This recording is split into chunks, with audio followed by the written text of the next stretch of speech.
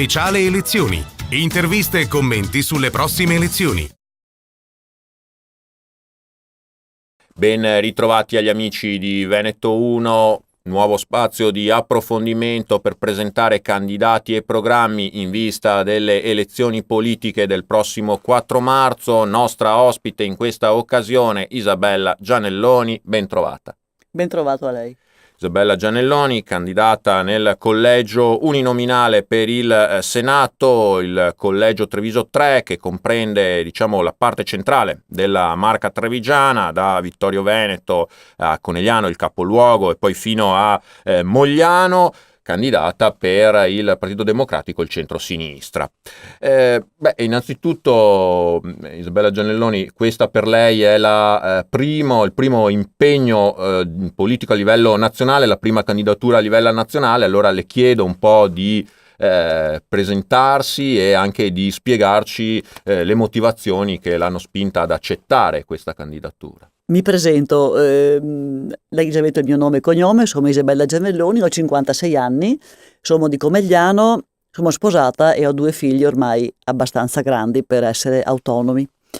E questo è uno dei motivi per i quali posso candidarmi alle elezioni. Avessi avuto figli piccoli sarebbe stato ovviamente molto più complicato.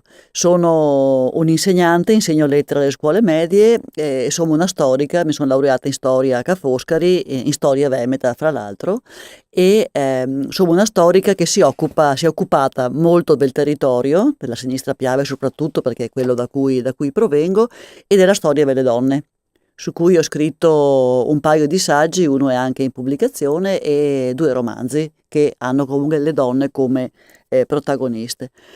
La decisione di candidarmi è stato più che altro l'accettazione di una candidatura, nel senso che il mio partito mi ha chiesto di impegnarmi, evidentemente cercando una persona che potesse magari rappresentare la mia zona, la sinistra Piave soprattutto, e che potesse portare in questa campagna elettorale alcune caratteristiche che evidentemente magari a detta di chi me l'ha richiesto posseggo.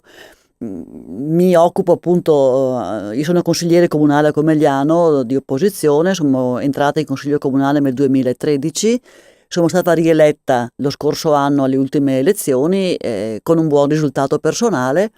Evidentemente qualcosa di buono avevo prodotto durante il mio impegno a consigliare. E in una campagna elettorale che vediamo molto tarata su temi che non sono quelli concreti delle persone, dei bisogni reali, ma più che altro su slogan lanciati a livello nazionale, il mio partito e la coalizione hanno pensato che ci fosse bisogno di persone che invece provengono davvero dal territorio, che lo possono rappresentare dando degli spunti magari nuovi e portando la propria competenza ed esperienza.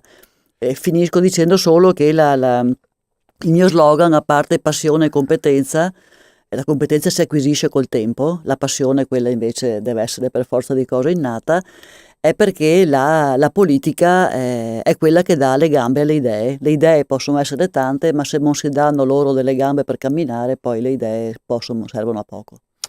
L'esperienza di amministratore locale, lei appunto ci diceva è consigliere comunale, è un requisito cruciale anche poi in vista di invece di un impegno politico nazionale, insomma è una marcia in più secondo lei?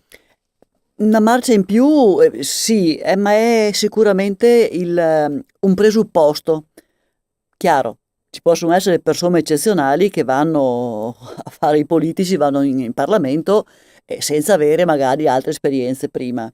Però ritengo che siccome la politica è una cosa molto seria e non va presa alla leggera, innanzitutto perché i cittadini ci votano e quindi ci danno la delega a rappresentarli, e questa è una grande responsabilità.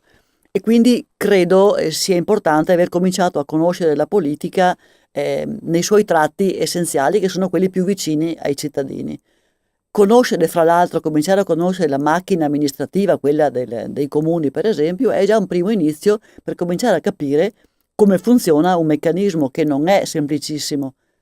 Per dirla tutta, nel caso in cui io mi auguro accada, io dovessi diventare senatrice, credo che il primo giorno entrerei con grande emozione in quel palazzo, sentendomi addosso una grande responsabilità. Nessuno nasce imparato, come si dice, bisogna avere grande rispetto delle istituzioni e grande rispetto poi dei cittadini che ci hanno votati.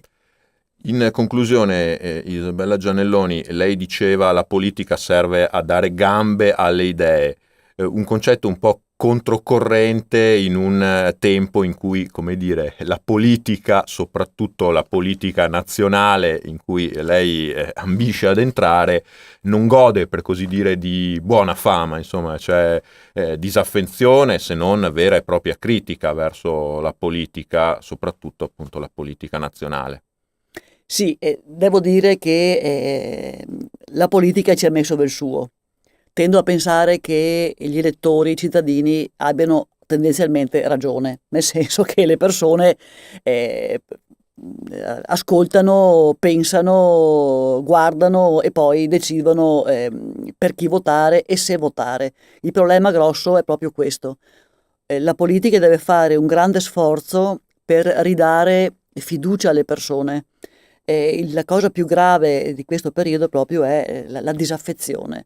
Ripeto, in parte è sicuramente colpa della politica perché specialmente negli scorsi decenni ci ha messo del suo per dimostrare il peggio di sé. E però va anche detto, secondo me, che occorre un po' uno sforzo da parte di noi tutti cittadini per conoscere un po' di più. Credo che alla base ci debba essere un maggior rispetto della politica da parte di chi la politica la fa tutti i giorni, quindi dei politici. D'altro canto, io sono convintissima di questo, è necessario che in questo paese la cultura di fondo torni ad essere un obiettivo fondamentale. Senza di quello noi non possiamo creare cittadini consapevoli. Quando anch'io frequento i social network come tutti, e questa enorme mole di fake news, come si chiamano, di notizie false inventate, di notizie urlate, di insulti a destra e a manca, certamente non contribuiscono a fare chiarezza, ma anzi contribuiscono a creare ancora più confusione. Io lo dicevo ieri sera in un'assemblea, ma l'ho ripetuto diverse volte in questi giorni, non riesco a parlare alla pancia della gente, preferisco cercare di parlare alla testa e al cuore, ambedue due organi molto importanti per fare le cose. Più della pancia, forse. Più della pancia, sì, perché la pancia rischia di farci fare dei grossi errori, secondo me. Grazie a Isabella Gianelloni, candidata nel collegio senatoriale di Treviso, uninominale per il Partito Democratico e il centrosinistra. Grazie per essere stata nostra ospite. Grazie a voi. Grazie anche da parte mia a tutti voi, vi rinnovo l'invito a seguire i prossimi spazi di approfondimento dedicati alle elezioni politiche 2018, sempre qui sui canali di Veneto 1. Speciale elezioni, interviste e commenti sulle prossime elezioni.